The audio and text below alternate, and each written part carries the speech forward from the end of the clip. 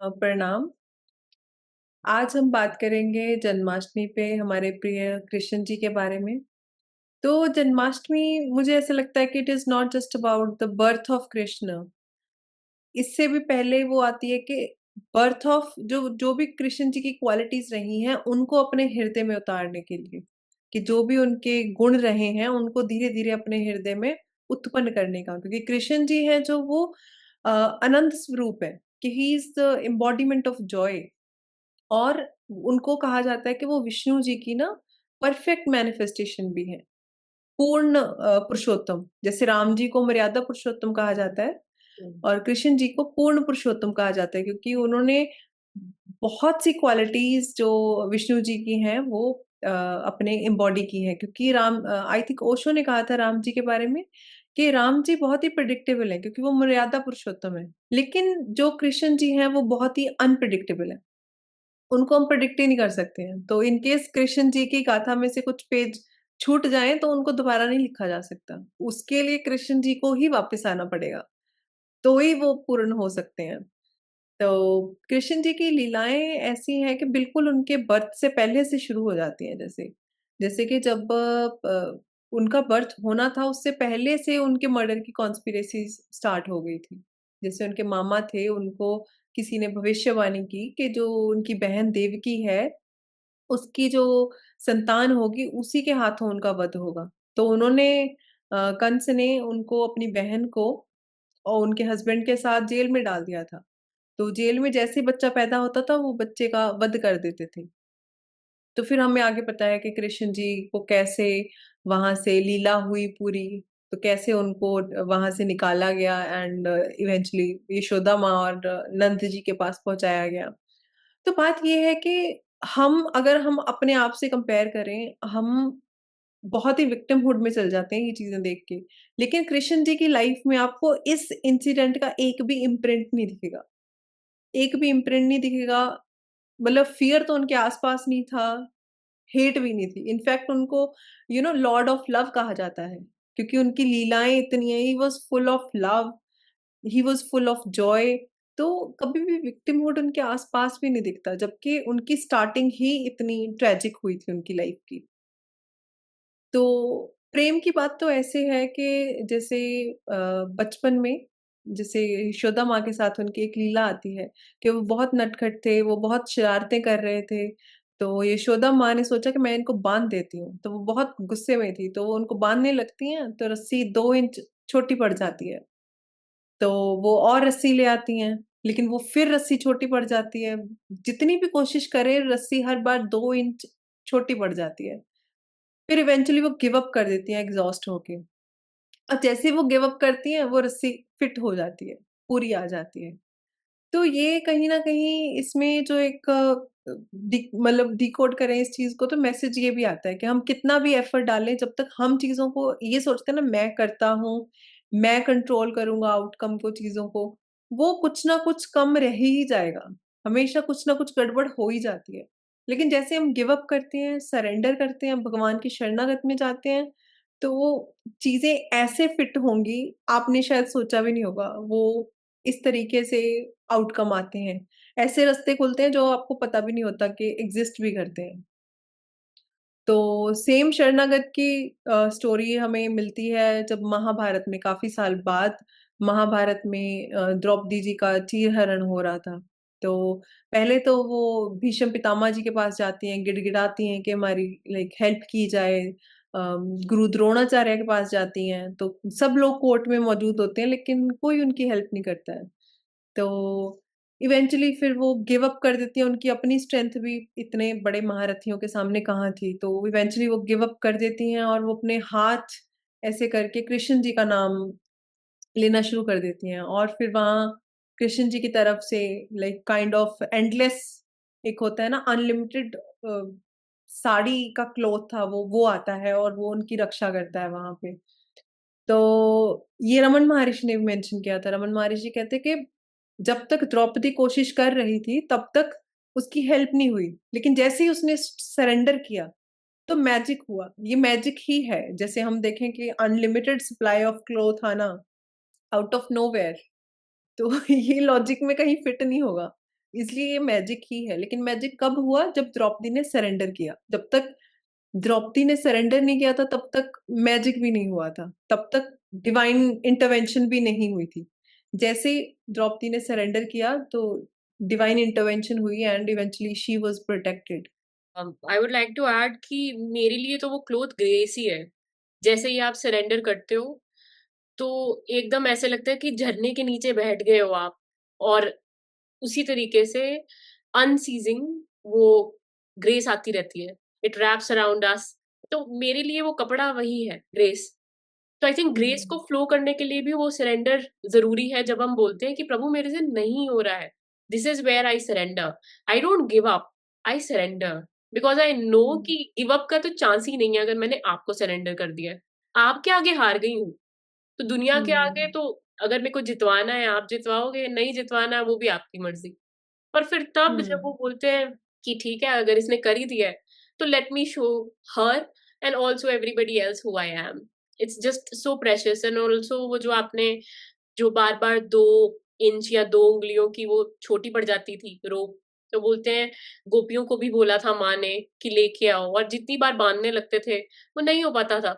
I think उस time तक तब तक ये भी था कि हम इसको कंट्रोल करना चाहते हैं, इसको बाँध लें ताकि ये माखन ना चुराएँ, ये ना करें, वो ना करें, हुँ, उनकी बेसिकली लीला ना करें। पर द मोमेंट दे डिसाइडेड कि अब हमसे अगेन नहीं हो रहा है, समहाउ आई आल्सो थिंक कि रेस्टलेस माइंड वाली भी बात है।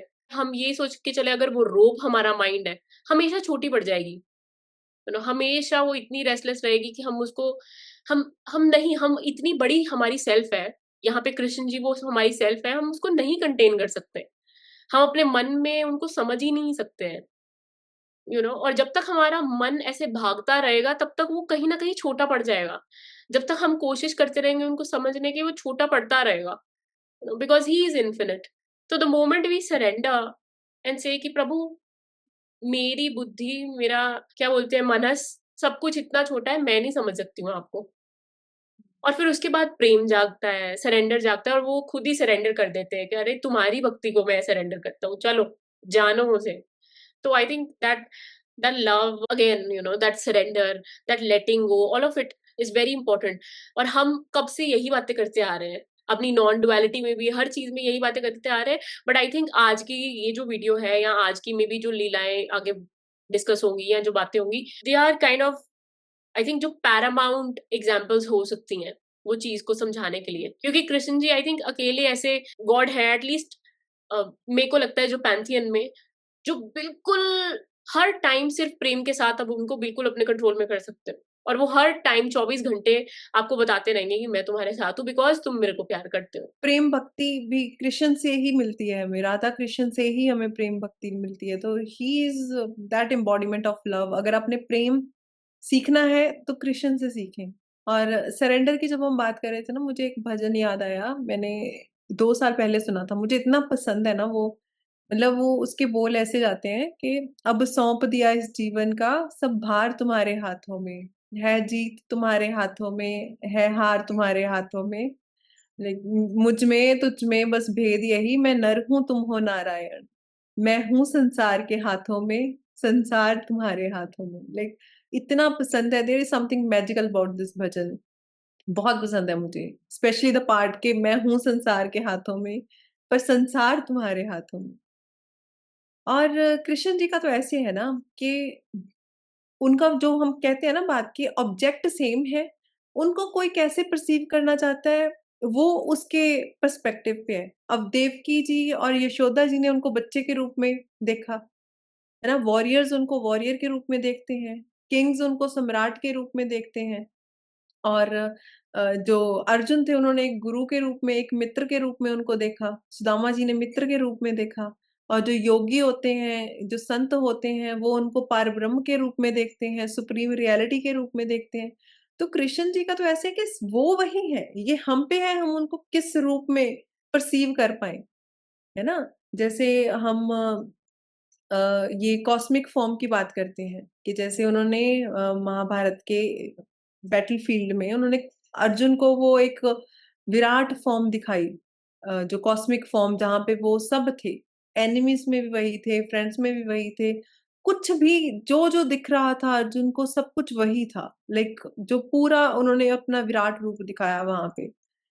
और सेम हल्का-सा झलक उन्होंने युद्ध शुरू होने से पहले दुर्योधन को भी दी थी। लेकिन उसकी समझ में नहीं आई वो। उसको डर ज़रूर लगा उस फॉर्म से, लेकिन उसको समझ नहीं आया कि क्या है ये? इसीलिए तो वो समझ नहीं पाया कि when like God is not on our side, how can we win? है ना? बिल्कुल। तो अगर उसको ये बात बहुत पहले समझ आ जाती तो शायद युद्ध ना होता। पर चलो वो अलग चीज़ें होती हैं कि what is meant to happen will happen no matter what you do. Hmm. तो कि हम किस फॉर्म में उनको परसीव कर पाते हैं, कॉम्प्रिहेंड कर पाते हैं, तो वो हम पे है। लेकिन कृष्ण की अगर हम देखें ना, जैसे मधुराष्टकम है, वो भी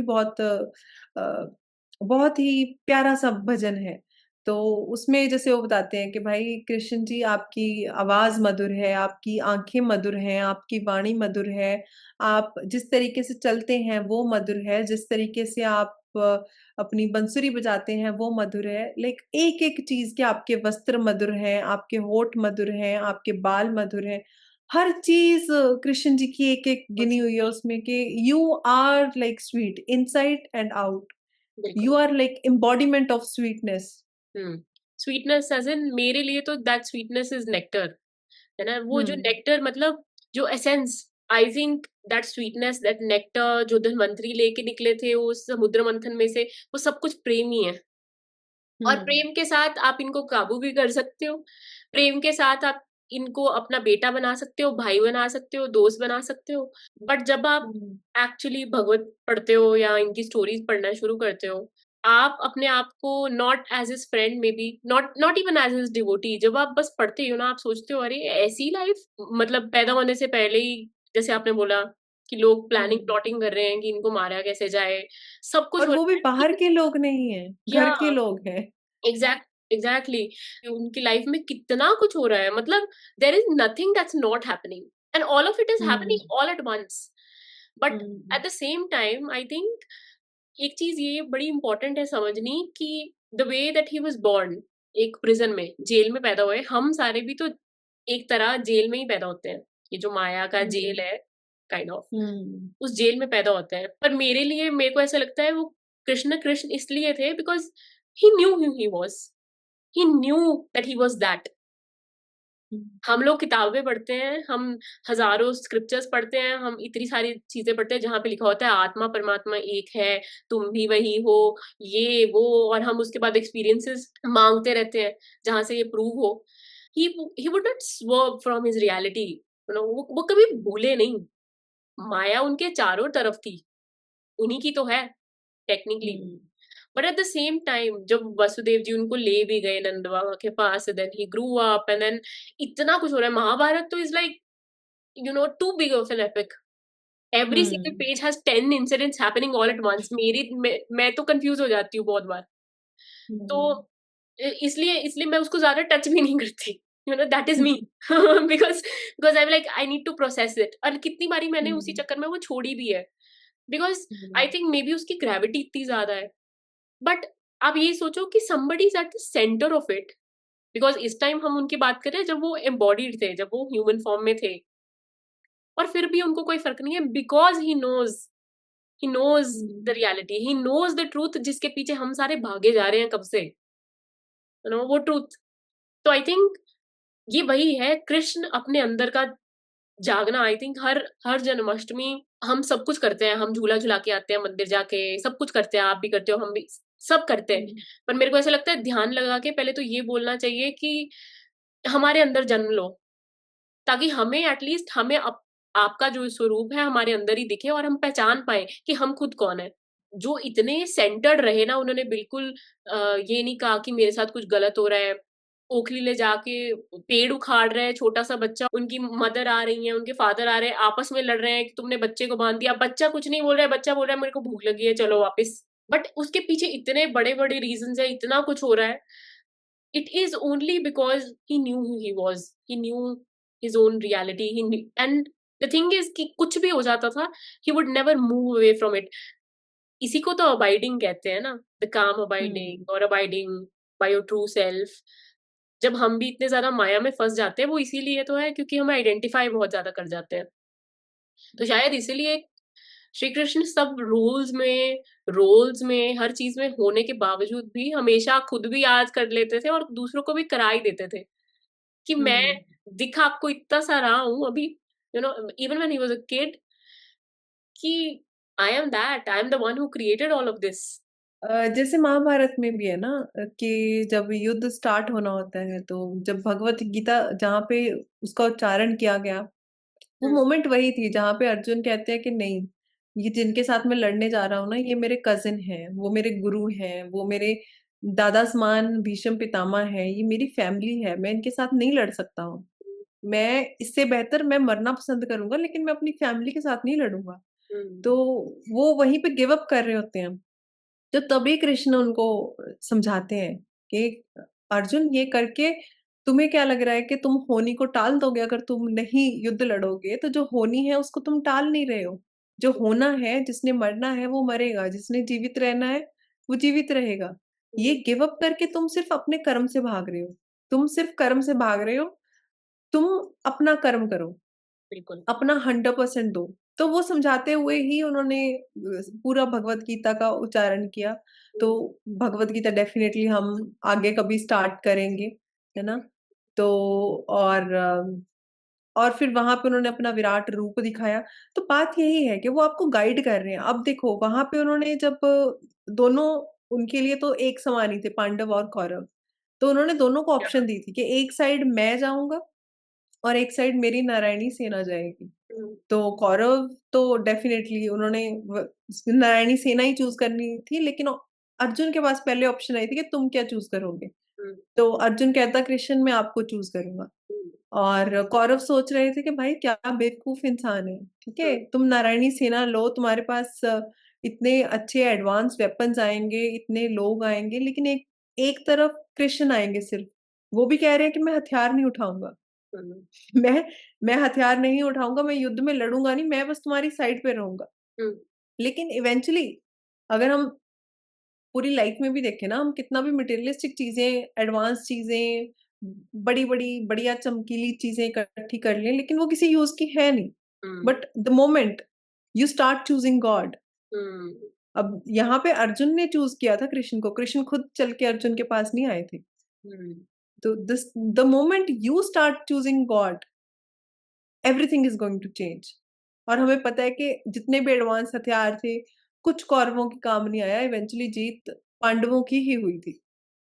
और मेरे को ऐसा लगता है ये भी बोलना बहुत ज़रूरी है कि the moment you start choosing him, eventually जब आप ये जर्नी शुरू करते हो, उनको चूज़ करने के बाद, बी रेडी, क्योंकि सब कुछ हिलने वाला है।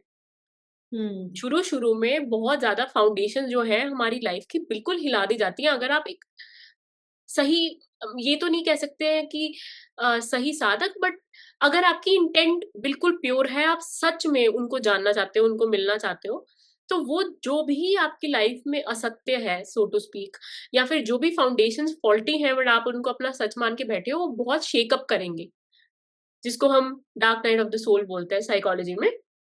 तो हुँ, वो होगा, बट वो डिसेंट के बाद असेंट भी होगा, और वो आपके साथ हर स्टेप पे चलेंगे। गुरु को भेजेंगे ताकि गुरु भी आपको पकड़े रखें। आप हर पिट और डिच में गिरते मत जाओ, ताकि एक आधा जन्म एक्स्ट्रा ऐड ना कर लो फालतू के कर्म और बाँध के इधर-उधर। तो हुँ, मुझे ऐसा लगता है कि इस चीज़ के लिए भी तैयार रहो। ज़्यादातर बोलते हैं ना, अच्छे लोग को ही भगवान ज़्यादा दुःख देता है and all those things. It has a reason. अगर आपने 10 जन्म जीने हैं, तो वो कम करके इसी जन्म में सारे कर्मा निकलवा देंगे।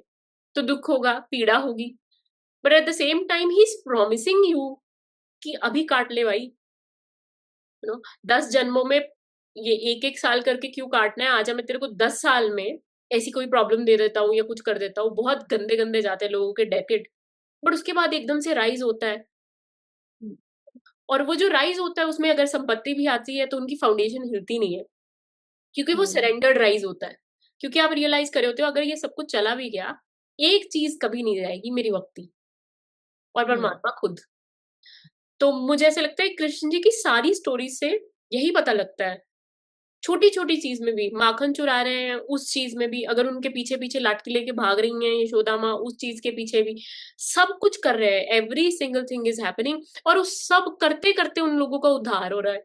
तो it's so I mean for me it's very very beautiful and very telling of ये जो इतने सारे कॉन्सेप्ट्स हम स्टडी करने की कोशिश करते हैं। हाँ, और जैसे ये भी है, मुझे लगता है वैसे भी ये लाइफ में ज़रूरी होता है। जब ये पहले तो स्पिरिचुअलिटी आपकी लाइफ में आती है तो फाउंडेशन तो हिलती है।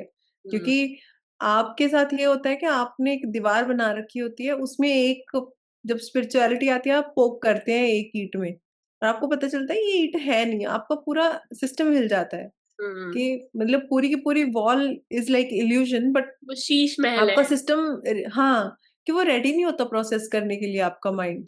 हुँ, और वैसे भी कई बार ये होता है कि आपके बहुत से आपकी हेल्थ भी हो सकता है खराब चल रही हो, आपका करियर भी कुछ स्टक हो, नहीं चल रहा है, या आपके घर में भी कुछ अच्छा माहौल नहीं है। लाइक सब कुछ आपको ऐसा लगेगा खराब ही चल रहा है। बट कई बार वो होता है कि वो चीज़ें अ, खराब इसलिए होती है सो दैट वो सब कुछ ढह-ढेरी करके बिल्कुल फ्लैट करके हुँ, फाउंडेशन फिर शुरू से शुरू किया जाए, है ना? रादर देन कि आधी जैसे मकान है कि आधा मकान गिरा हुआ है, आधा खड़ा है, वहीं से जहाँ से खड़ा है वहीं से शुरू कर दो।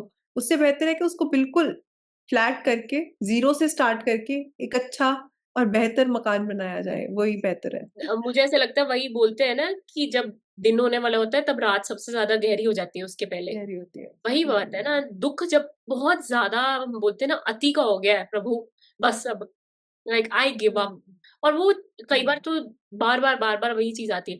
But then you know light comes, और इनका तो जन्म भी मिडनाइट में हुआ है।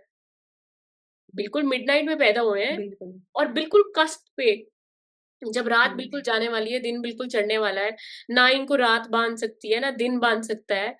तो वो वही तो बता रहे हैं कि मैं इन पोलैरिटी से परे हूँ, मेरे को इसमें बाँधने की हुँ, कोशिश मत करना। मैं ना इधर का हुँ, हूँ, ना इधर का, यू नो? तो I think it's just so beautiful, because polarity यही है ना, असत्य, सत्य, हर चीज़ जो है उसका उल्टा भी कहीं न कहीं है। अगर मेरे को किसी के हुँ, साथ प्रेम है, तो इसका मतलब मेरे अंदर ही वो कैपेसिटी है जो घृणा भी कर सकती है।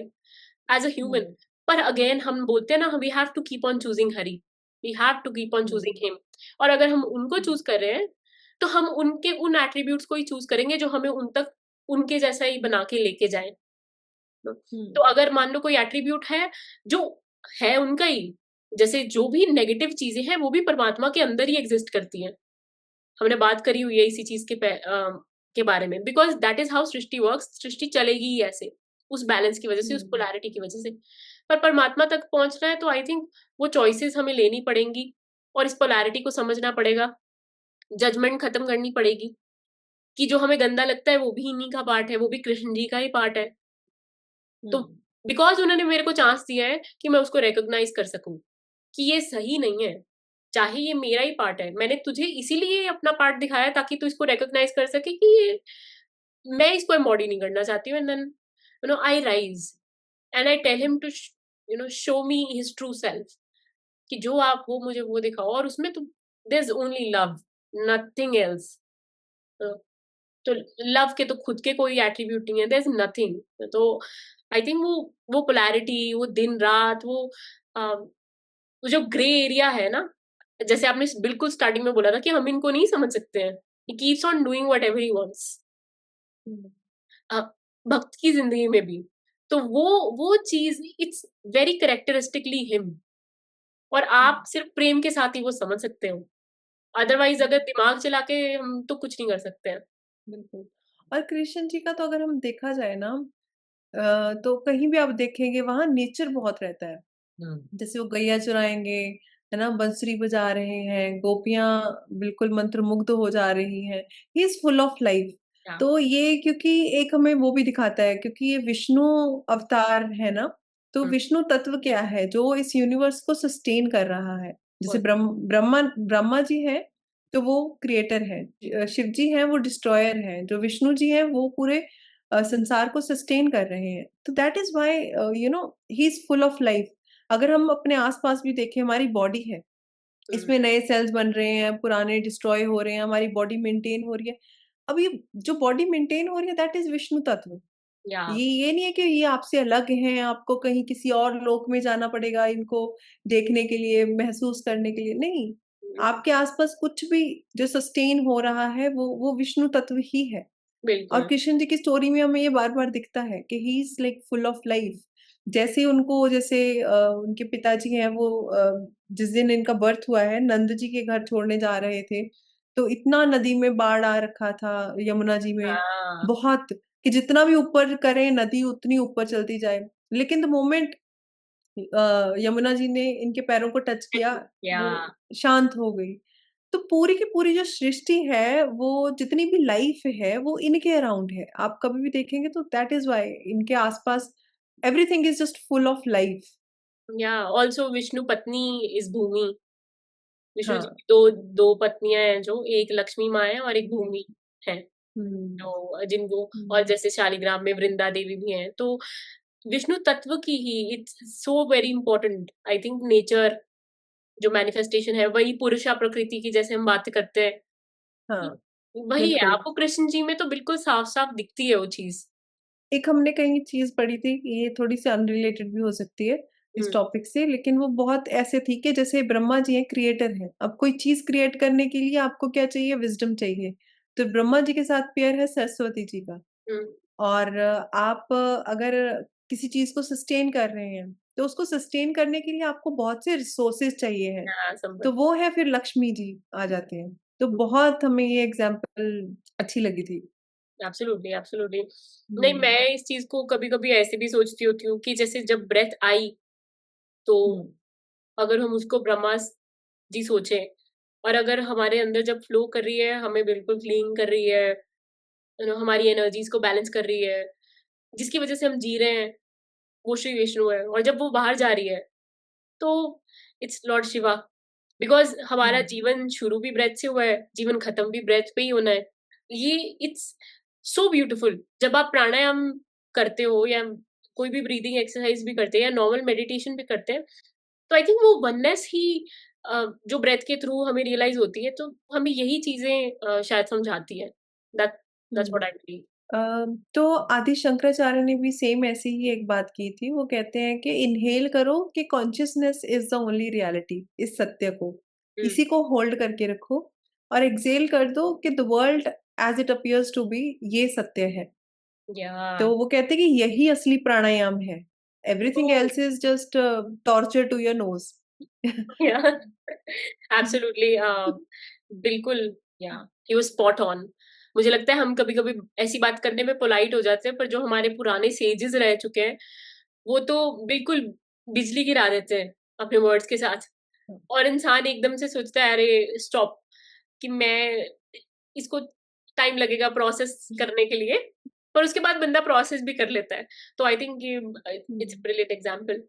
तो अब हम वो स्टोरी शेयर कर सकते हैं जिसमें यशोदा माँ को गोपियाँ और कृष्ण जी के कुछ जो गोकुल के दोस्त हैं, वो आके बोलते हैं कि श्री कृष्ण मिट्टी खा रहे हैं, and she goes, she checks his mouth, but at the same time जो मैं बुक पढ़ी थी उसका नाम था सुख सागर, तो उसमें ही ऐसे लिखा हुआ है कि श्री कृष्ण अपने मन में ही सोचते हैं कि मेरी माँ इन, मतलब दुनिया की बातों में अभी उलझी हुई हैं, तो मुझे इनको दिखाना पड़ेगा कि सत्य क्या है। श्री कृष्ण ने अपना मुँह खोला, माँ ने मिट्टी को देखा, but eventually she started seeing the entire ब्रह्मांड, जो इतनी सारी गैलेक्सीज़ सब कुछ कृष्ण जी के माउथ में दिखा, मिट्टी के पीछे। वो उसके बाद भूल भी गई, बिकॉज़ बहुत बार ऐसे होता है कि again she was a human, और उनका वेसल हुँ, रेडी था, और उनका रोल एज़ अ मदर था। तो वो भूलना भी ज़रूरी था, I think, to some extent. But यहाँ से एक लेसन जो सबसे इम्पोर्टेंट है, वो मेरे को ऐसे लगता है कि जो छोटे बच्चे होते हैं, यहाँ पे हम बाल कृष्ण की बात कर रहे हैं, you know the baby Gopala, तो उनकी कंडीशनिंग नहीं हुई हुई, जो छोटे बच्चे हैं। तो बहुत बार ऐसे होते हैं कि छोटे बच्चे ऐसी बातें कर देते हैं कि हम सोचने लग जाते हैं, अरे! इसके दिमाग में ये आया कैसे? और हर इंसान जिसके बच्चे हैं उनको पता होगा ये, कि आपके पेरेंट के पास भी कोई ना कोई ऐसी स्टोरी होगी, जहाँ पे you are kind of taken aback. बहुत बार वो चीज़ें स्पाइरल हो जाती हैं नेगेटिवली इनटू जनरेशनल गैप्स, और उसकी वजह से लड़ाइयाँ और फिर पता नहीं कितना कुछ। पर बच्चे की कंडीशनिंग नहीं हुई हुई। बच्चा सृष्टि को, आपको, हर चीज़ को वैसे ही देख रहा है जैसे ही वो है। ये तो आप धीरे-धीरे जैसे बच्चा बड़ा हो रहा है उसको सिखा रहे हो कि ये चीज़ अच्छी है, ये चीज़ बुरी है, ये ऐसा, ऐसा, ऐसा। तो मुझे ऐसा लगता है श्री कृष्ण के मुँह में माता ने मिट्टी के पीछे यही देखा, मिट्टी को अगर हम माया सोच के चलें, जब वो माया का पर्दा हटा, जब वो मिट्टी साइड करी, क्योंकि माँ बोलते हैं ना उनके मुँह से निकालने लग गई थी मिट्टी। मिट्टी हटाई तो ये वेल उतरना ही तो हुआ। वही है कि जैसे गुरबानी में लिखा है ना कि "सो बूझे जिस आप बुझाए", कि जिसको वो समझाना चाहता है समझता भी वही है। हुँ, जैसे हमने पिछली वीडियो में बात की थी राजा जनक की। जस्ट इमेजिन राजा जनक को वो एक सपना नहीं आता, वो सोए रहते। वो कभी क्वेश्चन ही नहीं करते कि क्या सत्य है। हुँ, वो जैसे लाइफ चल रही थी, जैसे उनका राज्य चल रहा था, जैसे वो पावर अपनी एन्जॉय कर रहे थे, वो करते रहते। पर या वो एक सपना आया और पूरे सपने ने उनकी लाइफ को लेके आउटलुक ही चेंज कर डाली, कि उनका नज़रिया ही बदल गया। उनको समझ नहीं आ रहा था किस चीज़ को सच मानना है, किसको नहीं मानना है। हुँ, तो अगर आपको हल्का-सा भी क्वेश्चन कर रहे हैं, बहुत कई बार मोमेंट्स आते हैं जहाँ पे आप सेल्फ डाउट करते हैं, बट आप कहीं न कहीं ब्लेस्ड भी बहुत ज़्यादा हैं, क्योंकि हर एक के ऊपर ये ब्लेसिंग नहीं आती है। अब इसमें आपने सुपीरियर फील करने नहीं लगना, बट हाँ, बी ग्रेटफुल हुँ, या कि आप जाग रहे हैं, या आप जो जैसी आपको लाइफ सुना गया आपको है दिख रही है जागने के लिए। ऊपर-ऊपर से, आप उसकी गहराई में जा रहे हैं। आप सरफेस के पीछे भी देख रहे हैं क्या चल रहा है। बिल्कुल। वो वैराग्य इज़ वेरी इम्पोर्टेंट। अगर भक्ति मार्ग में भी, ज्ञान मार्ग में भी आई थिंक वो अगर वैराग्य नहीं आएगा ना, तो इसका मतलब आपने शायद मेरे अकॉर्डिंग अब अगेन मैं कोई ब्रह्म ज्ञानी नहीं हूँ, पर मैं ऐसे समझती हूँ अगर किसी को नहीं महसूस हो रहा है ना वैराग्य, अगर किसी को हमारे पंजाबी में बोलते हैं मन उचाट नहीं हो रहा है, बिल्कुल भी, there is some gap I think. Because हुँ।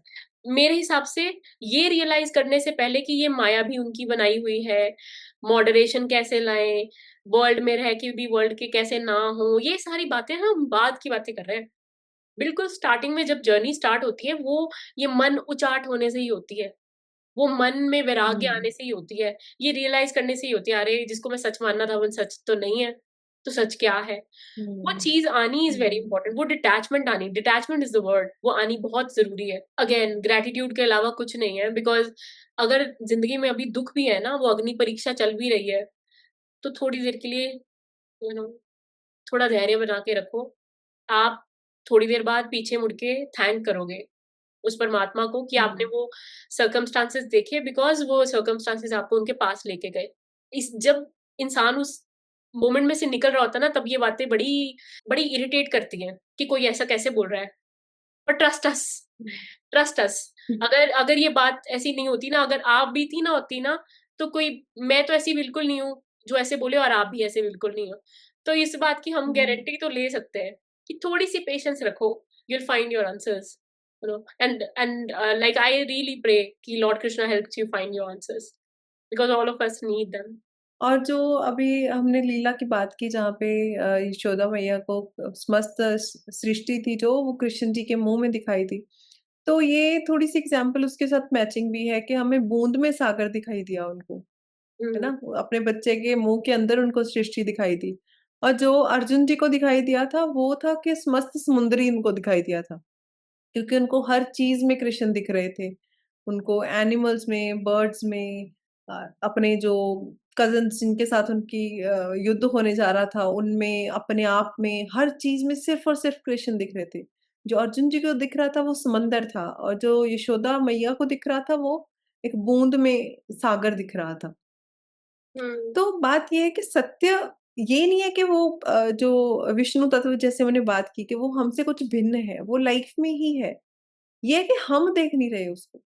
जैसे हमारे यहाँ क्रिएटर और क्रिएशन को अलग नहीं रखा गया है। ये नहीं है कि क्रिएटर अलग है, उसने क्रिएशन करके रख दी है। नहीं, क्रिएटर क्रिएशन के अंदर ही है छुपा। वो या बस हमने ढूँढना है। जैसे घी है वो दूध के अंदर ही है। हुँ, बस हमें वो प्रोसेस यूज़ करना है उस घी को उस दूध में से निकालने बिल्कुल, के लिए। बिल्कुल एब्सोल्यूटली। अगेन हम बोलते हैं ना भांडा बड़ा होना चाहिए। आपका हुँ, वेसल बड़ा होना चाहिए। वो जो बर्तन मतलब उस आत्मा का बर्तन इतना बड़ा होना चाहिए कि उसमें वो ज्ञान समा सके।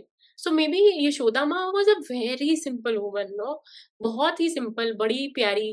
उन्होंने प्रेम करना ही जाना बस। उनको श्री कृष्ण अगर सब अपना विराट रूप दिखा भी देते तो शायद माँ सहन ही नहीं कर पाती। शायद माँ उनको वैसे देख ही ना पाती, मे बी रिकवर ही ना कर पाती। पर यहाँ पे क्या हो रहा है, वो लाठी लेके उनके पीछे-पीछे जा रही हैं, डाँट रही हैं, उनको बाँध रही हैं।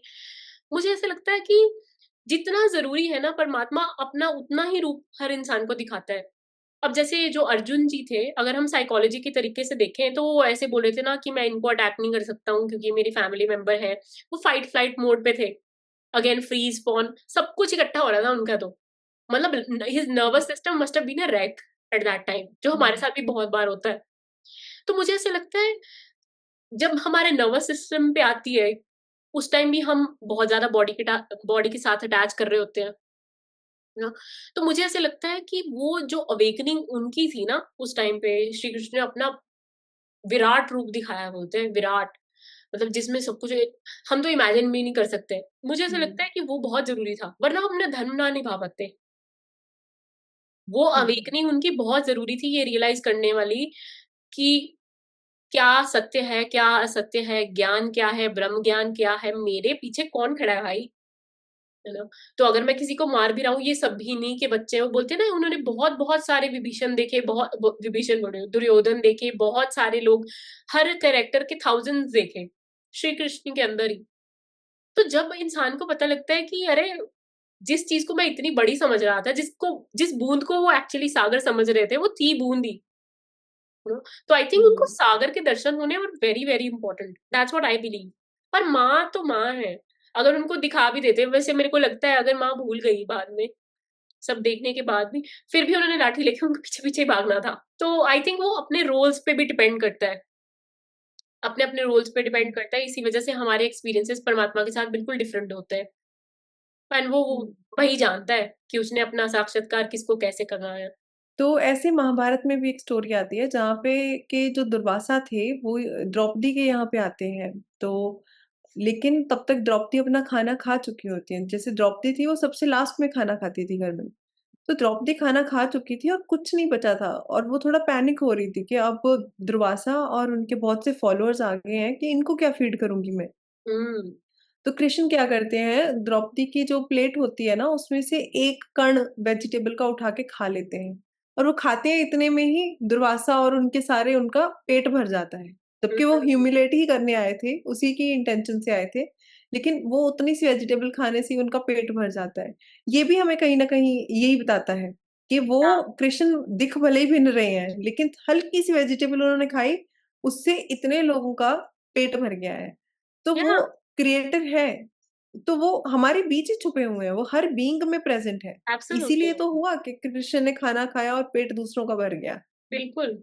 कि कोई भिन्न नहीं है। लेकिन ये होता है जब हम जैसे अपनी हैप्पीनेस है, उसको हम एक्सटर्नल ऑब्जेक्ट्स में रख देते हैं, एक्सटर्नल अचीवमेंट्स में रख देते हैं। या तो क्या होगा जैसे ही अचीवमेंट्स बढ़ेंगी, हमारी हैप्पीनेस बढ़ेगी।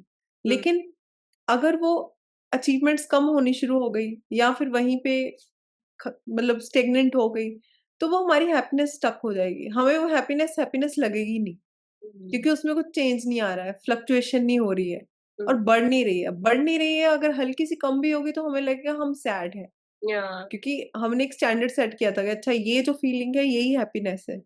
अगर हुँ, उससे हल्का-सा भी कुछ नीचे फील हो रहा है तो हम कहेंगे नहीं I am feeling like okay. Hmm, तो जितने हम कम अपने आप को अटैच रखेंगे चीज़ों से, हुँ, उतना हम खुश रहेंगे, क्योंकि जैसे परमात्मा का कहा जाता है ना कि वो सच्चित आनंद है। वो उसमें कोई चेंज नहीं हो रहा, वो कम-ज़्यादा नहीं हो रहा। हुँ, लेकिन हमने अपना भांडा छोटा कर लिया है। मैंने एग्ज़ैक्टली, ये सोच लिया है कि मैं खुश तभी होंगी अगर मेरे को ये चीज़ मिल जाएगी और हुँ, इस तरीके से मिलेगी। अगर वही, मेरे को ये चीज़ नहीं मिल रही है, इस तरीके से नहीं मिल रही है तो मैं खुश नहीं हूँ। बेसिकली रिसेप्टिविटी की बात कर रहे हो आप, कि हमारी हाँ, रिसेप्टिविटी इतनी नहीं होती है। हुँ, हुँ, बिल्कुल, बिल्कुल। और जैसे गीता भी 2 हैं, जैसे एक हाँ, भगवत गीता, जैसे अर्जुन जी को जो कृष्ण जी ने समझाया बैटलफ़ील्ड पे, और एक उद्धव गीता आती है। या लास्ट, जो कि बिल्कुल उन्होंने अपनी लाइफ़ के एंड में उद्धव जी को दी थी। तो जो उद्धव गीता है वो थोड़ी भक्ति सेंट्रिक है। तो उसमें जैसे इसमें कर्म योग, ज्ञान योग या सब है, उसमें थोड़ा भक्ति योग पे ज़्यादा फ़ोकस है। उसमें भी कृष्ण जी यही कहते हैं कि मुझे हर चीज़ में देखो, हर काम जो भी करना है वो मुझे डेडिकेट करके offer it to me. Offering में करो, अपने अटैचमेंट्स को कट ऑफ करो। तो हुँ, ये चीज़, ये जो मैसेज है ना, अटैचमेंट्स को कट ऑफ करो, हुँ, ये भगवत गीता में भी है। ये मैसेज उनका कंसिस्टेंट है दोनों गीता में। भगवत गीता में वो कहते हैं कि कर्म करो लेकिन फल की इच्छा ना रखो, वहाँ भी वो अटैचमेंट कट करने को कहते हैं। बिल्कुल, बिल्कुल, यहाँ वो कहते हैं कि जो भी कार्य करना है, मुझे समर्पित करके करो और अटैचमेंट्स अपनी कट करो। ट्रू। तो जो भी हमें मुश्किल आती है ना, जितनी भी स्पिरिचुअलिटी में, भक्ति में आपको प्रॉब्लम आती है, वो अटैचमेंट की वजह से ही आती है। हाँ जी, बिल्कुल। आप कहीं भी देख लें, आपको संसार छोड़ने में, मन से छोड़ने में दिक्कत भी अटैचमेंट की वजह से आती है। आप दुखी भी अटैचमेंट की वजह से ही होते हैं। आपकी पूरी सफरिंग, पेन, हुँ, सबकी जड़ अटैचमेंट ही है। जिस मोमेंट आपने अटैचमेंट छोड़ दी, तो कुछ काम खराब भी हो जाएगा, आपको दुःख नहीं होगा क्योंकि आप अटैच नहीं थे उससे। हाँ जी, बिल्कुल। आपको दुःख भी इसीलिए हो रहा होता है क्योंकि आप अटैच होते हैं चीज़ों से, वो आपके हिसाब से नहीं हुई, तो फिर आपको दुःख लगा। तो हुँ, जब आप अटैच ही नहीं है, तो आप फिर पीस में ही रहेंगे, हाँ, खुश ही रहेंगे, आनंदित ही रहेंगे। True. But at the same time मुझे ऐसा लगता है कि मैंने अपने चैनल पे भी एक चैनलिंग भी डाली हुई है कि balance between attachment and detachment. ये बैलेंस क्रिएट करना भी बहुत ज़रूरी है, एटलीस्ट हम जैसे हाउस होल्डर्स के लिए या फिर जो अभी दुनिया में हैं, रह रहे हैं, दुनिया एज़ इन जो डेली लिविंग जिनकी एज़ अ हाउस होल्डर है, जो सेजेस नहीं है बेसिकली। तो उसमें यही था कि अगर आप किसी चीज़ के साथ बहुत ज़्यादा अटैच हो जाते हो, तो वो आपके दुःख का कारण बन सकती है। और अगर बहुत ही ज़्यादा किसी भी चीज़ के साथ बिल्कुल डिटैच ही हो जाओगे, तो शायद जो आप कर सकते हो, आप वो भी नहीं करोगे। अगर मैं किसी कार्य के साथ बिल्कुल ही डिटैच्ड हो गई हूँ, तो इसका मतलब मैं उसके फल के साथ भी डिटैच्ड हो गई हूँ। मेबी जो इम्पैक्ट वो दुनिया में करना चाहता है, जो कर सकता है, उसके साथ भी डिटैच हो जाऊँगी। तो शायद मैं कभी वो काम करूँ ही ना, मेरे को लगे अरे क्या फ़र्क पड़ता है, छोड़ो। But at the same time अगर मैं कुछ कर रही हूँ, अगर मान लो मैं कोई बुक लिख रही हूँ और मैं बहुत ज़्यादा अटैच हो गई हूँ कि उसको बुकर नहीं मिल रहा है, तो फिर मैं बेवकूफ़ हूँ। तो at hmm. Least do it. अगर एक बंदे की लाइफ़ चेंज हुई, तेरा बुकर वही है। You know that is again a silly example, but this is what I think of attachment detachment. और श्री कृष्ण के केस में भी अगर मान लो वो बहुत ज़्यादा इस चीज़ से बहुत डिटैच हो जाते, तो शायद आज महाभारत होती भी ना। But may be he was invested कि ये सब हो ताकि हमें जन्म-जन्मांतर तक, जब तक बोलते हैं ना, जब तक सूरज-चाँद रहेगा, ये जो इतना कुछ हुआ, सब कुछ ये हमें ज्ञान देता रहे। ये एक अकेली बुक हज़ारों करोड़ों लोगों के लिए एक लाइफ मैनुअल बन के रहे। हमारी हुँ। आने वाली 10,000 जनरेशंस के लिए भी ये लाइफ मैनुअल बन के रहेगी। You know I have absolutely no doubt in it. तो मुझे ऐसा लगता है कि अगेन वो बैलेंस काइंड ऑफ करना इज सो इम्पोर्टेंट। वो मॉडरेशन तक आना बहुत इम्पोर्टेंट है। But again it's a process. एक दिन में सब कुछ नहीं होगा, बट हमेशा अपने मन में रखो ये चीज़। और जैसे इसमें भी ना वो कर्म योग, वही है कि हमारा कर्म योग की जब वो बात करते हैं, वो यही कहते हैं कर्म से भागना नहीं है, कर्म करना है। या लेकिन एटीट्यूड वो सेल्फ सेंटर्ड नहीं रखना है कि मैं या अपने लिए कर रहा हूँ। Make sense. वो करना भगवान को सेंटर हाँ, में रख के है, या as an offering to God. तो एब्सोल्युटली। जब आप वो करेंगे तो हर चीज़ आपकी प्रेयर बन जाएगी। कि जैसे मान लो आप डिशेज़ भी कर रहे हैं, just do them for the sake of doing them. या दैट इज़ प्रेयर। आप खाना बना रहे हैं, जस्ट फुली इन्वॉल्व कर लें अपने आप को उस प्रोसेस में, एंड दैट इज़ प्रेयर। या तो that is life actually. Mindfulness पूरी प्रैक्टिस यही है माइंडफुलनेस की, जो कर रहे हैं, एक टाइम पे वही चीज़ करें। तो आप एक हाँ। टाइम पे 50 चीज़ें कर रहे होते हैं, तो आप डिस्ट्रैक्टेड होते हैं। हम्म, आप जैसे मान लो खाना खाते हुए जैसे टीवी देखते हैं या कुछ भी वीडियो देखते हैं, तो यही होता है ना कि हम खाना फुली एन्जॉय नहीं कर पाते हैं। हमारा एब्सोल्युटली। ध्यान टीवी में क्या चल रहा है या क्या हो रहा है आस-पास, उसमें रहता है। तो एक्चुअल में जो खाना खाने की प्रोसेस भी है, वो भी यही है कि आप अपना बैठ के प्रॉपर सिर्फ़ खाने पे फ़ोकस करें, कोई फ़ोन की डिस्ट्रैक्शन नहीं, कुछ नहीं, सिर्फ़ खाने पे फ़ोकस करें, उसका टेक्सचर महसूस करें, उसके टेस्ट को देखें, उसको बिल्कुल फ़ील करके खाएँ। फ़ोकस आपका फुली, आपकी सारी सेंसेस उस खाने की प्रोसेस में इन्वॉल्व हो। तो ऐसी हर चीज़ में माइंडफुलनेस, अब शुरू में तो बिल्कुल बहुत प्रॉब्लम आती है, लेकिन धीरे-धीरे आप लेके आएँगे तो धीरे-धीरे होगा। ये रातों-रात होने वाली चीज़ें नहीं होती, ये ग्रेजुअली होने वाली चीज़ें होती हैं कि आप आज प्रैक्टिस करेंगे, कल आप हल्के से बेहतर होंगे, परसों और बेहतर होएँगे। तो हुँ, आपको गिव अप नहीं करना है, बिल्कुल कंसिस्टेंट रह के हर चीज़ में माइंडफुलनेस लेके आनी है और कर्म से भागना नहीं है। कर्म तो डेफ़िनेटली करना है, भले ही आप हुँ, डिटैच होके करें या अटैच होके, जो आपकी रिस्पॉन्सिबिलिटीज़ हैं, हुँ, वो तो आपको करनी ही है। बिल्कुल। बस खुद को अटैच नहीं करना है रिज़ल्ट के साथ, कि हुँ, अगर मान लो मैं भलाई कर रहा हूँ, तो लोग आके मुझे शुक्रिया ही करेंगे। नहीं, हो सकता है आप किसी को अच्छी सलाह दें, वो आपको उल्टा गाली दे दें।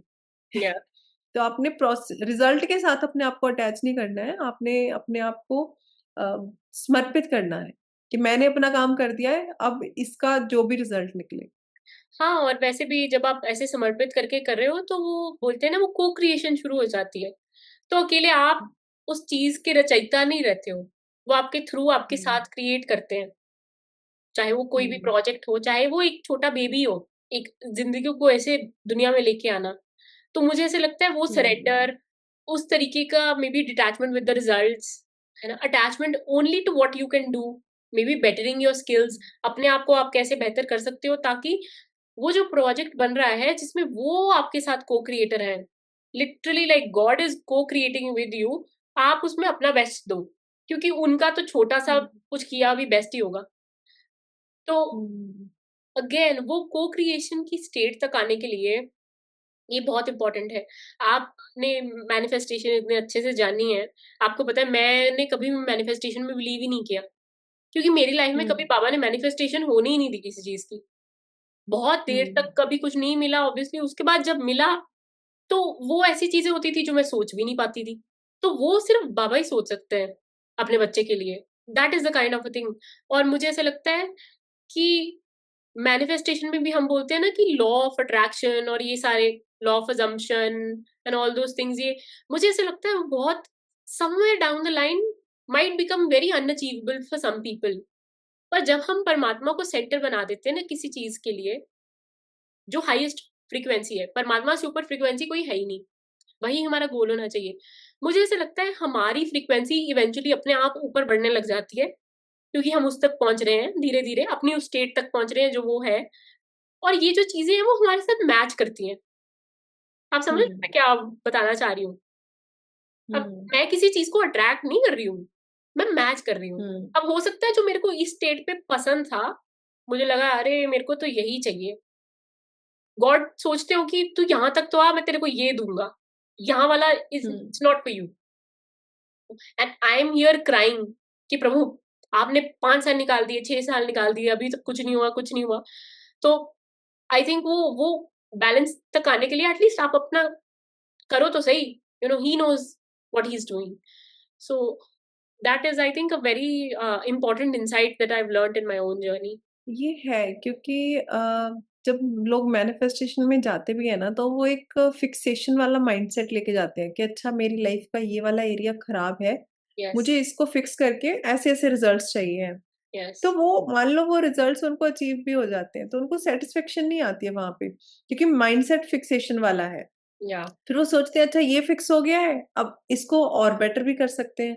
या, वो सैटिस्फैक्शन, वो उस चीज़ को एन्जॉय कर पाना, उस चीज़ को लेके ग्रैटिट्यूड फील कर पाना पाना या फ्रीडम फील कर पाना, हुँ, वो बहुत कम होता है। मोस्टली लोग फिक्सेशन वाले माइंडसेट में ही रहते हैं, या कि अच्छा डेस्परेट। ऐसे हो गया है हाँ, वो हमेशा वही रहता है।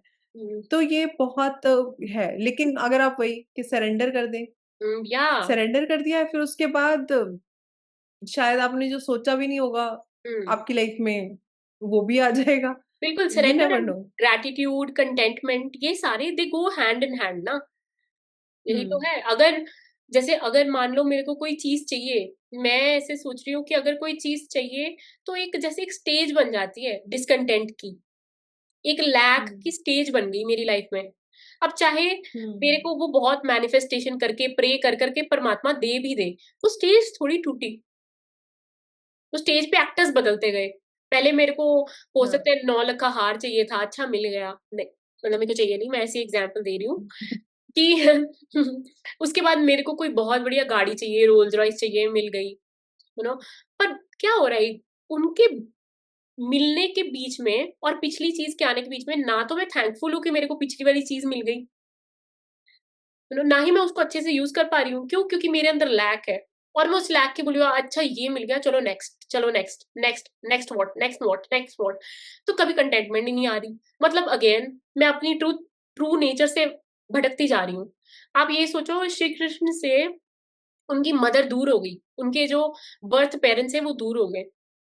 उसके बाद बोलते हैं उनको बहुत बार शायद जीवन में बताया भी गया कि ये आपके पेरेंट्स नहीं है।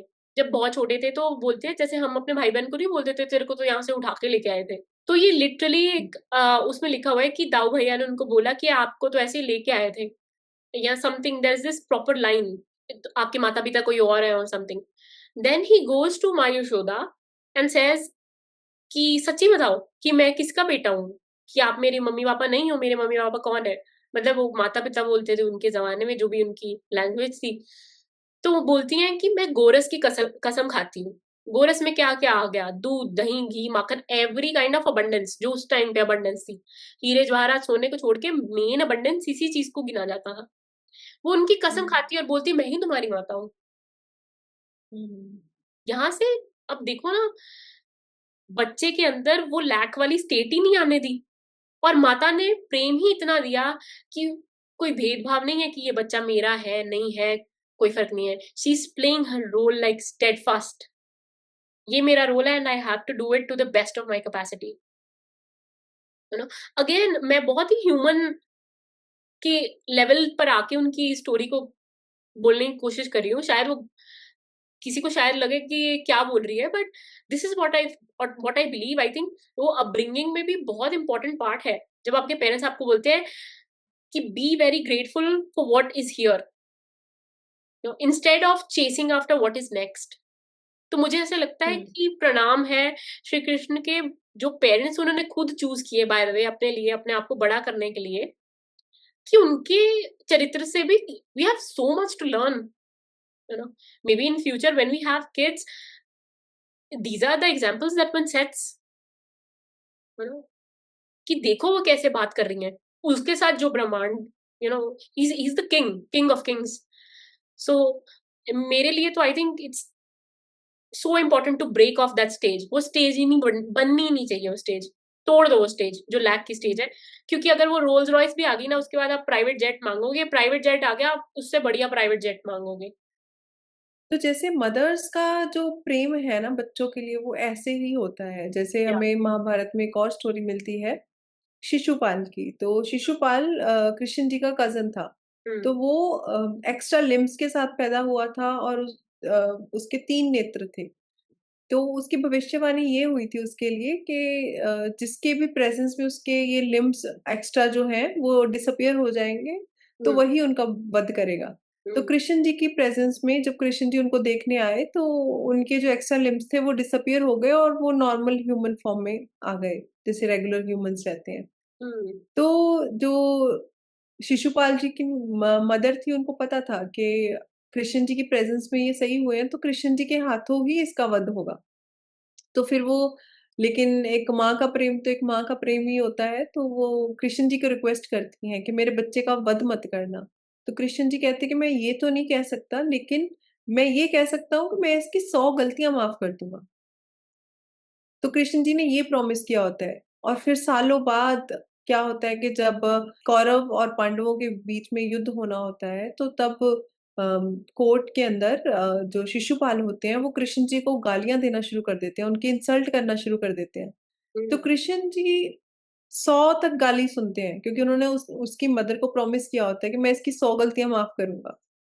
तो जैसे ही वो 101वीं बार इंसल्ट करते हैं कृष्ण जी को, तो वो अपना सुदर्शन चक्र चलाते हैं और उसका वहीं पे वध कर देते हैं। या पर इस स्टोरी में कृष्ण जी की जो मुझे सबसे अच्छी चीज़ लगी वो ये है कि आपके पास सुदर्शन चक्र जैसी शक्ति होने के बाद भी हम्म आपने पेशेंस रखी, 100 तक गाली सुनी और उसके बाद सुदर्शन चक्र उठाया। जैसे हम्म यूजुअली हम देखते हैं हमारे यहाँ तो इतनी फ्रेजाइल ईगोज़ होती हैं, किसी को हल्का-सा पावर का टेस्ट आ जाए, वो कुछ पेशेंस तो खत्म ही हो जाती है। हम्म उनकी बिल्कुल ईगो ऐसे फ्लेयर होने लगती है हर छोटी चीज़ पे।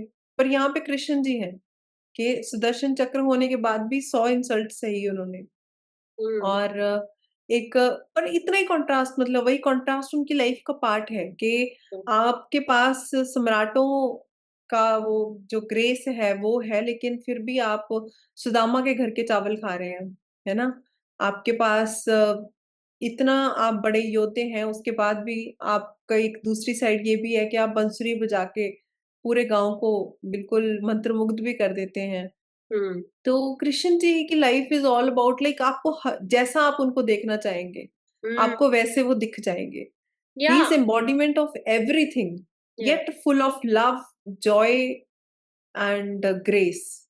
बिल्कुल। और वो सेंसेस और गुनाज़ ये सारी जैसे सत्व, रजस, तमस, उसके बाद जो हमारे सेंसेस हैं या फिर ये जो चीज़ें हैं जो हमें दुनिया से बाँध के रखती हैं, व्हिच इज़ लाइक फूड, निद्रा, मैथुन और ये सारी जो 4 चीज़ें होती हैं, ये स he is over and above all this ना। उनके अंदर ये सब नहीं है। अगर वो सब चीज़ें नहीं है, तो उनकी एनर्जी बहुत सटल है। तो he can be hmm, everything everywhere all at once. वो सब कुछ है, वो सर्वव्यापक इसी वजह से है। क्योंकि इन चीज़ों के ऊपर उनका कंट्रोल है और ये चीज़ें उनको कंट्रोल नहीं कर रही हैं। एज़ अ ह्यूमन हमारी साधना का भी तो यही सेम गोल है ना, कि हम इन चीज़ों के हुँ, ऊपर उठें। सत्व गुण से भी ऊपर उठें, परमात्मा बहुत सारे गॉड्स भी, बट जब हम सुप्रीम ब्रह्मन, परब्रह्म इनकी बात कर रहे हैं ना, ये तो उनसे भी ऊपर है। कुछ हुँ, है ही नहीं जब he just is. If he just is, this means he is just a mirror. तो जैसे आप उनको चाहोगे वो वैसे बन जाएँगे। जैसे आप उनको देखना चाहते हो, he will just reflected back.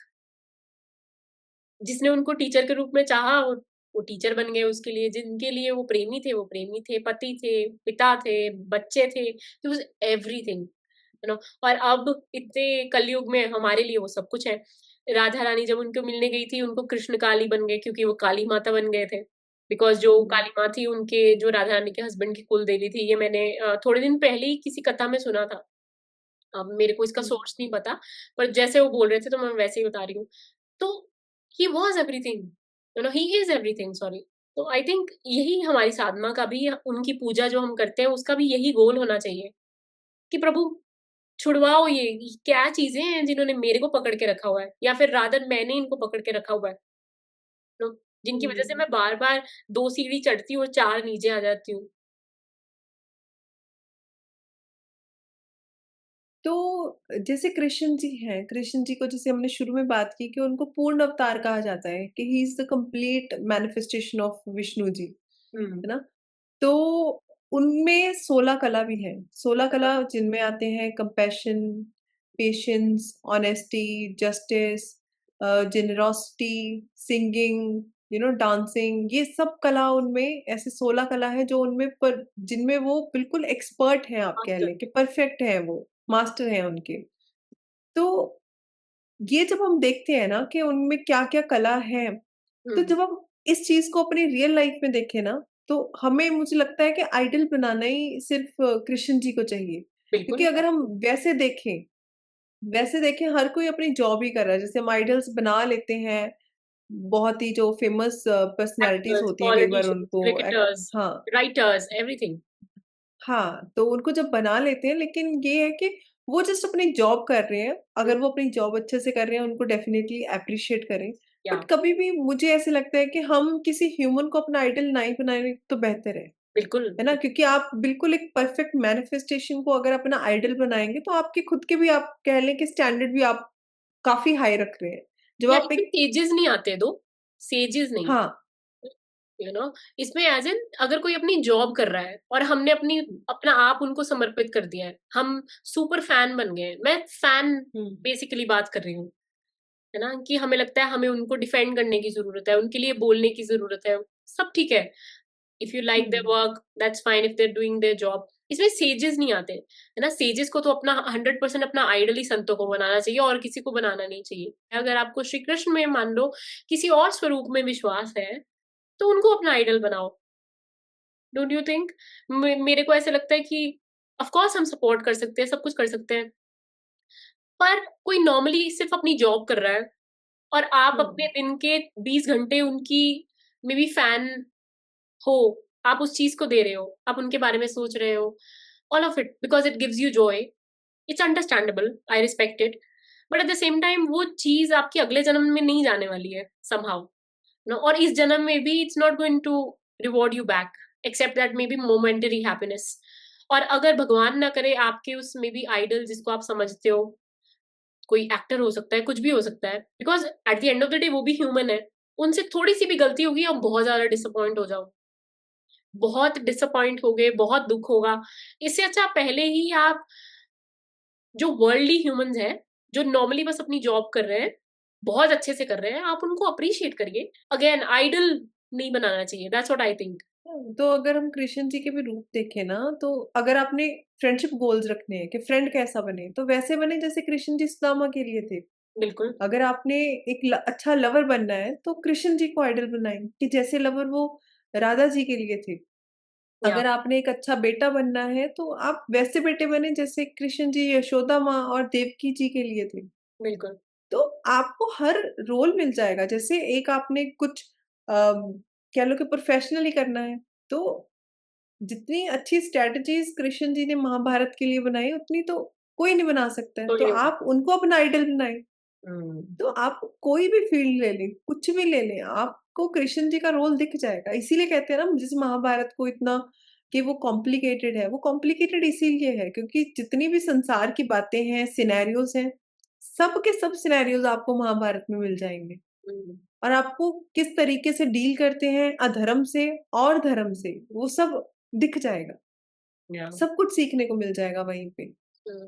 तो वही है कि he is embodiment of joy, hmm. आनंद स्वरूप या और पूर्ण पुरुषोत्तम। तो बिल्कुल। इनके ऊपर तो क्या ही है सीखने के लिए।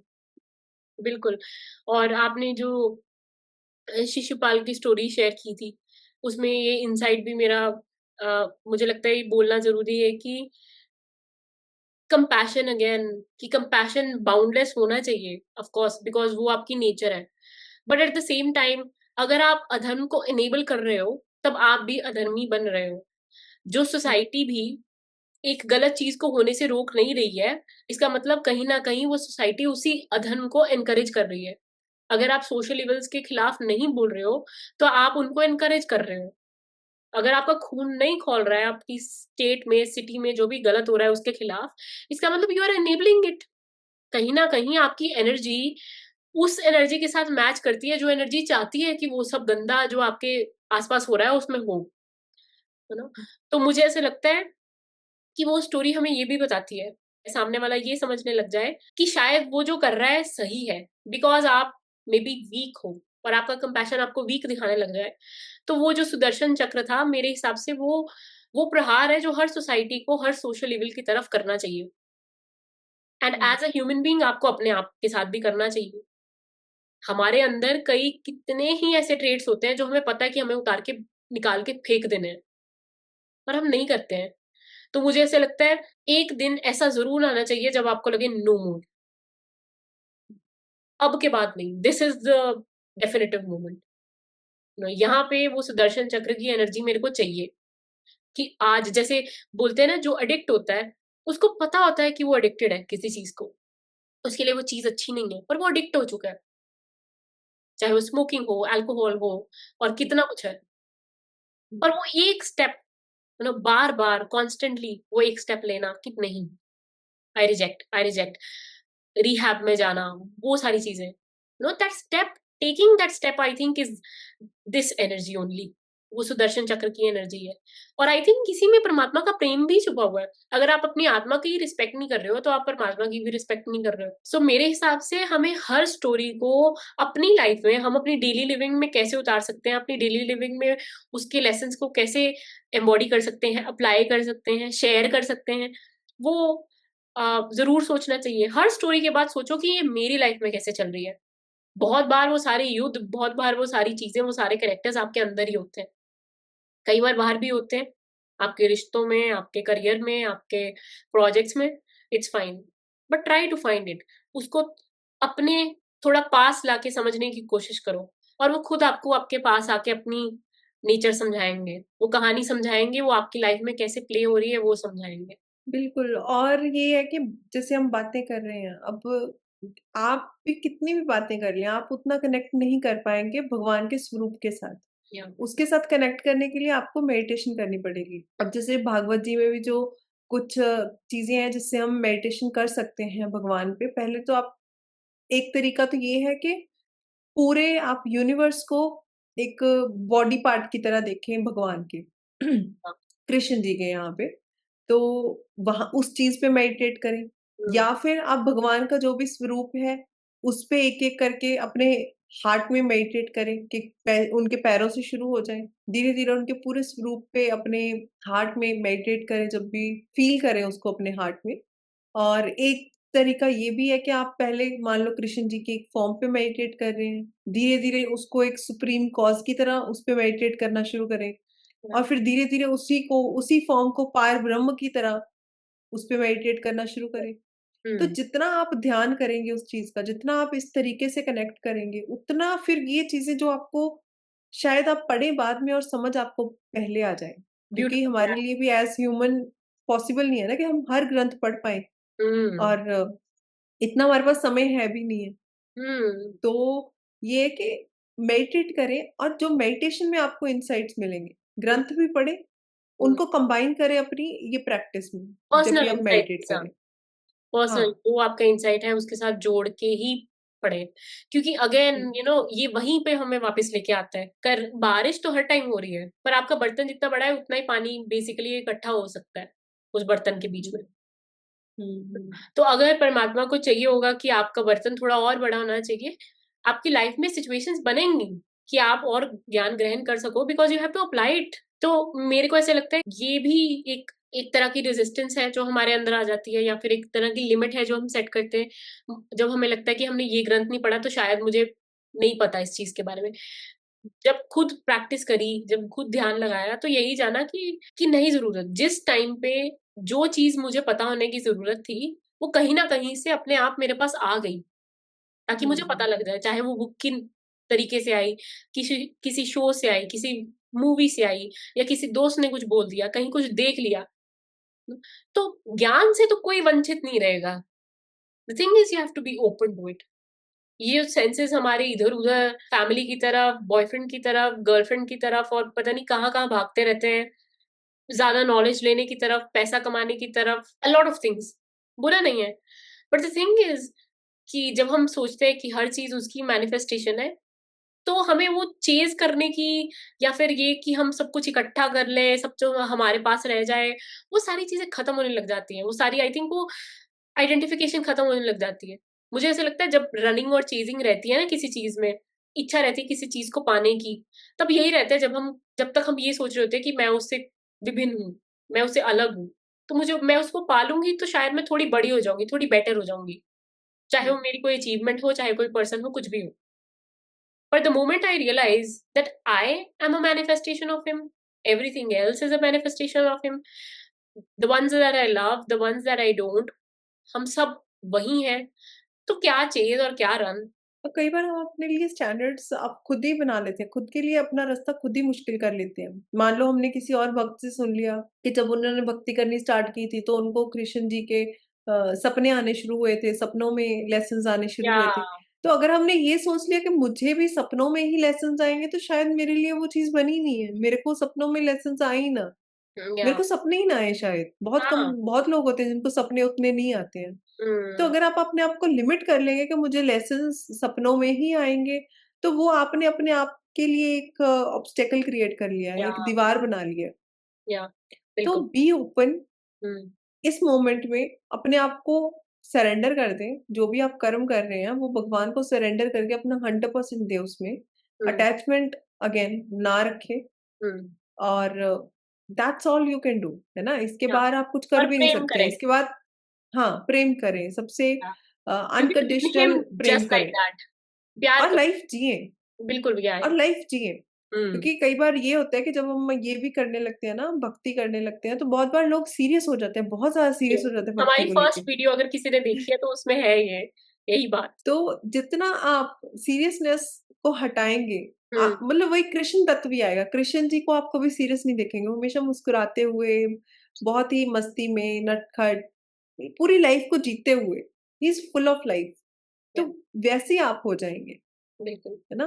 तो लेकिन जितने आप सीरियस होते जाएँगे उतना क्योंकि बहुत बार होता है भक्ति को लेके, स्पिरिचुअलिटी को लेके हम बहुत बार बहुत ज़्यादा सीरियस हो जाते हैं। लेकिन नहीं, सीरियसनेस आ रही है कोई बात नहीं, वो सीरियसनेस प्रैक्टिस को लेके होनी चाहिए, आपके एटीट्यूड में सीरियसनेस नहीं होनी चाहिए। हुँ, डिसिप्लिन होना चाहिए लेकिन you should be fun, you should be full of life. Joy because अगर आप देखो ये जो लाफिंग बुद्धा होते हैं या हमारे जितने भी गॉड्स होते हैं, सबकी फेसेस पे स्माइल्स होती हैं। क्यों? क्योंकि उन्होंने जान लिया कि यू नो जगत मिथ्या, ओनली ब्रह्म इज़ सत्य। तो ये जो हो रहा है सब ट्रांजिएंट है, मिट्टी है। मिट्टी को दूर हुँ, करोगे तो आपको अपने आप वो दर्शन करा देंगे, you know and the moment I think थोड़ा-सा भी थोड़ी-सी भी मिट्टी हटती है ना, तब भी आपके अंदर वो चीज़ आने लग जाती है कि अरे what is there to be sad about? तो वो बिल्कुल। जब वो स्टिलनेस, वो साइलेंस, वो जॉय, प्योर प्रेम it starts setting in again एक दिन में नहीं होगा, किसी के साथ हो भी सकता है। मेरे साथ तो नहीं हुआ है पर्सनली। मतलब मेरे को it's been a decade since I have been on the path very consciously. तो it took me about 9 years है ना? तो मुझे ऐसा लगता है कि ये भी just this realisation is very important कि जस्ट बी जॉयफुल। आप इतने सारे लाफिंग बुद्धा के वो स्टैचूज़ देखते हो, ही इज़ लाफिंग बोलते हैं उनके पेट पे ऐसे हाथ लगाओ, तो आपको भी जॉय देते हैं। बात ये है कि जिसके पास ट्रू एनलाइटनमेंट है ना, आप उसको कभी भी सैड नहीं देखोगे। अब इसका मतलब कि कहीं न कहीं मैं या कितने सारे लोग जो हम सीरियस हो जाते हैं, दुखी हो जाते हैं इंस्टेंटली या कहीं न कहीं उसी स्पाइरल्स में चले जाते हैं जहाँ आइडेंटिफिकेशन खुद के साथ ज़्यादा हो जाती है, उस स्टेट में नहीं पहुँचे इतने-इतने साल के बाद भी, इतनी प्रैक्टिस के बाद भी। तो I think we have to be very steadfast on the path, keep reminding ourselves कि ये तेरी ट्रू स्टेट नहीं है प्रियंका, उठ, you know wake up again. वो सन को आने देना चाहिए, पर्दा खुद साइड पे कर देना चाहिए। तो this is at least I think what it is from me. Do you have anything else to add before we end? हाँ, तो बस यही है कि इस Janmashtami let's celebrate the birth of Lord Krishna Hmm. और खुद कोशिश भी करें कि जो उनकी 16 कला थी, उनको Yeah, ग्रेजुअली अपनी लाइफ में एम्बॉडी करने की। बिल्कुल, एब्सोल्युटली। तो हम तो उतना उसको उनका 1% भी अगर हम एम्बॉडी कर लें, कंप्लीट तो कर ये भी पाएँ, नहीं पॉसिबल पाएँ, नहीं है, उनकी ग्रेस है। 1% भी नहीं है हाँ, आई थिंक हाँ। पॉसिबल। या तो हल्का-सा भी उनको एम्बॉडी कर पाएँ, हमारे लिए बहुत होगा कि जो उनकी पेशेंस थी, जो उनका कंपैशन था, जेनरॉसिटी थी, वो या सब चीज़ें हम में भी धीरे-धीरे आई। तो जन्माष्टमी में कृष्ण जी के बर्थ को तो सेलिब्रेट करना ही है, लेकिन साथ के साथ उनके बर्थ को अपने हार्ट में भी हमने उतारना है। Hmm, hmm. Let's start celebrating him within our hearts as well. And पे यही कहेंगे कि ओम नमो भगवते वासुदेवाय। नमस्ते।